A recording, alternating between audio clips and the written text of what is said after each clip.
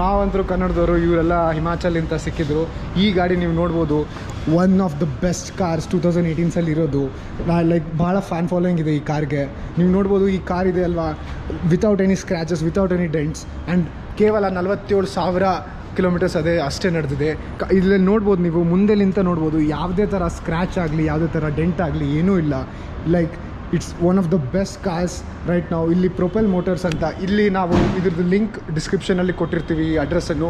ನೀವು ಬೆಂಗಳೂರಲ್ಲಿದ್ದರೆ ಮತ್ತು ಪರ್ಚೇಸ್ ಮಾಡಬೇಕಾಗಿದ್ರೆ ನೀವು ನೋಡಿ, ಮತ್ತು ಈ ಕಾರ್ನನ್ನು ಇಲ್ಲಿ ಬಂದು ಪರ್ಚೇಸ್ ಮಾಡ್ಕೋಬೋದು. ಇದು ನಡಿ ಒಳಗೆ ಹೋಗಿ ನೋಡೋಣ ಹೇಗಿದೆ ಎಲ್ಲ ಇಂಟೀರಿಯರ್ಸ್ ಎಲ್ಲ. भाई इंटीरियर भाई मतलब आफ्टर मार्केट लोग करवा सकते हैं, पर भाई जो इसमें मज़ा है ना भाई, जो कि स्टॉक आता है, हाय हाय हाय हाय भाई थोड़ा सा। तो संजय भाई और मैं दोनों इस गाड़ी में आ चुके हैं, जो कि भाई है ना भाई, स्पेस बढ़िया भाई ये तो कि